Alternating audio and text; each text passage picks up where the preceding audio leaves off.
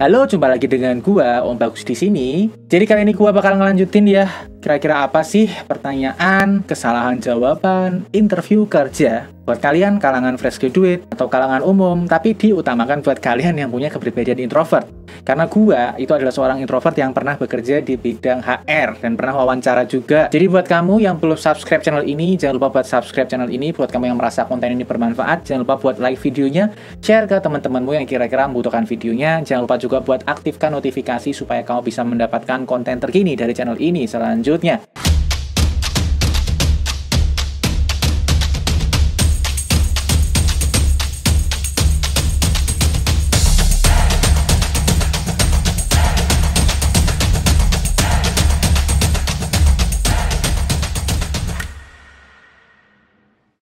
Oke, sebelum kita mulai, jadi video ini tuh sebenarnya lanjutan dari serial video yang udah gue buat sebelumnya. Jadi kalau misalnya kamu belum nonton, dimulai dari yang awal dulu ya. Oke, nama gue Om Bagus, gue biasa bahas soal karir, soal pendidikan, soal keuangan personal, dan juga psikologi positif. Buat kamu yang suka konten-konten macam ini, silahkan subscribe channel ini ya. Kira-kira apa sih daftar pertanyaan yang relevan dan sering banget dijawab dengan salah oleh kalian, terutama yang kalian itu para introvert? Pertanyaan selanjutnya itu, seberapa berarti keluarga buat kamu? Keluarga ya penting Pak buat saya, cuman ya banyak masalah sih Pak di keluarga ini.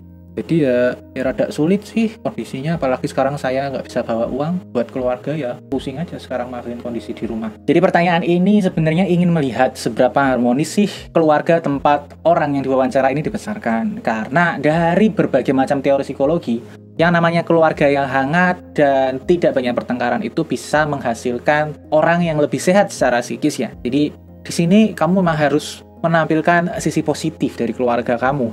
Apapun yang terjadi sama keluarga kamu, tapi dalam konteks wawancara itu kamu memang harus mencari yang terbaik untuk keluarga kamu. Gue ambil contoh ya, ini yang kondisi yang kurang bagus. Oke Pak, untuk saya keluarga itu sangat berarti. Saya selama ini dibesarkan oleh single mom. Di sini saya melihat ibu saya sebagai role model saya. Dia berkorban untuk bisa membesarkan saya hingga saat ini, memberikan saya pendidikan dan juga membiayai kebutuhan hidup saya. Jadi di sini saya sangat menghargai orang tua saya. Di sini saya juga memberi tekanan ya, biarpun saya dibesarkan oleh single parent, itu bukan menjadi alasan bahwa saya itu tidak bisa menjadi pribadi yang lebih bermanfaat bagi perusahaan tempat saya bekerja, masyarakat sekitar saya, dan apalagi keluarga saya. Jadi kurang lebih kayak gitu ya, itu bukan cerita saya ya. Kalau kondisimu kurang bagus ya kamu cerita, nggak mungkin kamu bohong, tapi ya, buktikan kalau itu bukan menjadi sesuatu yang kurang buat kamu. Terus pertanyaan selanjutnya, kira-kira apa yang akan kamu lakukan kalau kamu dapat uang 10M? Ya, pasti langsung keluar tuh Pak. Ngapain saya kerja? Saya kerja cari uang kok. Ya, nanti saya keluar, bikin bisnis sendiri, beli rumah, beli kos-kosan, udah. Mama tinggal perusahaan Pak. Menurut saya mulu ya, maaf.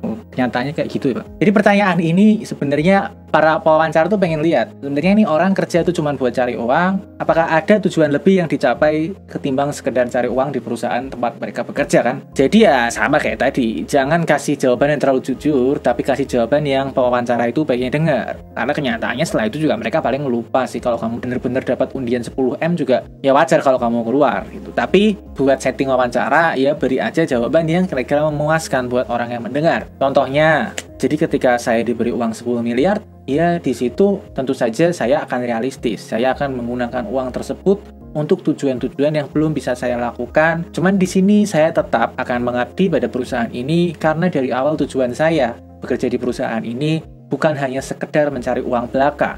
Di sini saya membutuhkan aktualisasi diri sehingga saya itu bukan tipe orang yang bisa diam saja menganggur biarpun saya sudah punya uang untuk bisa hidup sampai pensiun.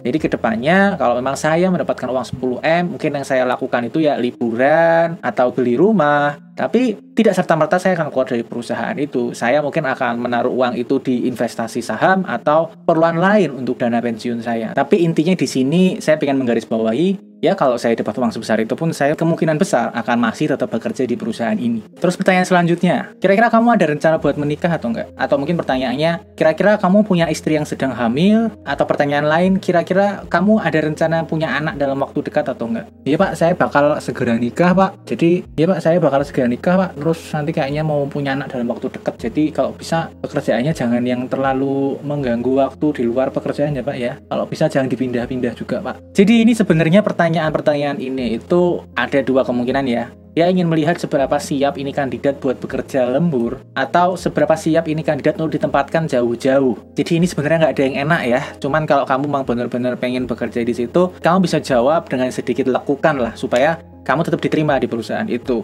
Tapi ini sebenarnya perlu pertimbangan juga ya. Kalau emang kamu punya anak kecil, kamu ditempatkan di Papua kan ya pusing juga kan. Jadi kamu harus sewajarnya saja memberikan jawaban. Tapi kalau kamu benar-benar pengen masuk di perusahaan itu, jawab aja. Contohnya kayak gini. Sejujurnya saya belum punya rencana untuk menikah dalam waktu yang dekat, sehingga ini mungkin menjadi pertimbangan untuk bapak-bapak para interviewer. Karena saya yakin dengan kondisi saya yang masih single, belum punya tanggungan, saya bisa memberikan waktu saya lebih besar ketimbang kandidat lain yang memang memiliki tanggungan lebih besar ketimbang saya. Mungkin kondisi ini tidak selamanya, cuman pada kondisi saat ini, inilah yang dapat saya tawarkan untuk perusahaan. Jadi itu jawaban yang sangat provokatif ya, tapi nggak bisa untuk semua orang. Sesuaikan dengan kondisimu apa adanya, karena ya seperti yang gue omong tadi, yang namanya work-life balance itu penting banget. Pertanyaan selanjutnya, seberapa lama sih kamu punya rencana buat bekerja di perusahaan ini? Ya kalau saya pengennya lama, tapi kalau ada tawaran di tempat lain yang lebih oke ya kenapa enggak ya Pak? Kan kita kerja cari duit ya Pak. Ya ini sebenarnya tuh jawabannya jelas banget. Tapi itu ya ada aja orang-orang yang kasih jawaban yang sangat tidak memuaskan dan bikin orang yang denger tuh emosi. Jadi intinya kalau pengen menjawab dengan memuaskan, ya tentu aja jawab, ya saya akan berdedikasi di sini selama mungkin. Ya kurang lebih kayak gitu aja. Sesimpel itu. Ini contohnya ya. Gue terima kasih Pak atas perhatiannya yang diberikan kepada saya. Di sini saya memang sebagai seorang milenial pasti itu mengharapkan sesuatu yang lebih daripada yang dapat saya terima hari ini. Cuman di sini saya sebagai pihak yang sudah memasuki tahap kedewasaan, di sini saya akan lebih memilih kestabilan. Dan pada saat ini saya melihat kestabilan itu dapat saya terima di perusahaan Bapak. Biarpun saya yakin yang namanya perubahan itu pasti, tapi di sini saya ingin mengabdi selama mungkin di perusahaan Bapak, sebisa mungkin sampai saya pensiun. Saya di sini, dan di sini saya ingin memberikan peran saya yang lebih. Jadi saya tidak hanya sekedar mendapatkan kestabilan, tapi di sini saya juga akan berkontribusi dengan baik sampai waktunya saya tidak dibutuhkan lagi di perusahaan ini. Di kurang lebih kayak gitu ya, nggak sekedar ya sampai pensiun tapi tidur aja, nggak kayak gitu. Jadi berikan yang terbaik. Jadi janjikan kamu di perusahaan itu dalam waktu yang lama, dan janjikan juga kamu akan bekerja secara efektif sampai kamu nggak dibutuhin lagi. Terus pertanyaan selanjutnya, apakah Anda bersedia ditempatkan di seluruh wilayah kerja perusahaan ini?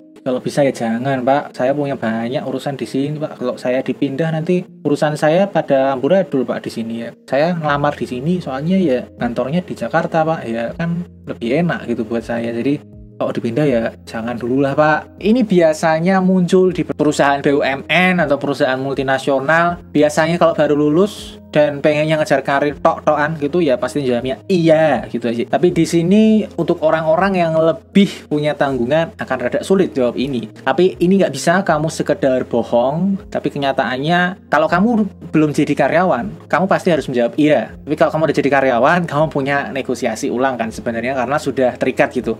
Cuman di sini kamu intinya menjawabnya iya, dan kamu memang pengen nego pasti kan, pengennya di kantor pusat di Jakarta aja, jangan ditaruh di daerah. Tapi intinya untuk menjawab pertanyaan ini kamu harus memberikan tekanan bahwa saya pantas kok di kantor pusat, tapi kalau perusahaan berkehendak saya ditempatkan di tempat lain, ya sudah, itu adalah konsekuensi yang harus saya terima. Kurang lebih kayak gitu. Coba dalam setting wawancara tuh kayak gini contohnya. Memang pada awalnya saya memiliki bayangan ketika saya melamar di perusahaan ini, saya akan ditempatkan di kantor pusat. Karena saya merasa pekerjaan-pekerjaan yang di kantor pusat ini cocok dengan kepribadian saya yang seorang analitik, seseorang yang sangat memahami sesuatu pekerjaan dengan basis data, dan di sini saya memang tidak memiliki keahlian eksekusi sebaik orang-orang lain yang lebih cocok untuk penempatan di unit atau di daerah. Tapi ketika perusahaan memang membutuhkan saya untuk menjadi figur yang tepat ditempatkan di daerah, itu memang menjadi konsekuensi pekerjaan yang harus saya tempuh. Jadi pada akhirnya ketika saya memang diberikan pilihan untuk memilih Jakarta atau daerah, saya akan memilih Jakarta. Tapi ketika perusahaan memang meminta saya untuk pindah ke daerah, saya tidak akan menolak dan mengambil konsekuensi pekerjaan tersebut. Jadi kurang lebih kayak gitulah. Siapa sih yang mau ditempatin jauh-jauh? Kalau di awal kamu nggak bisa menolak, tapi kalau jadi karyawan nanti bisalah kamu ajak omong siapa, bahkan mungkin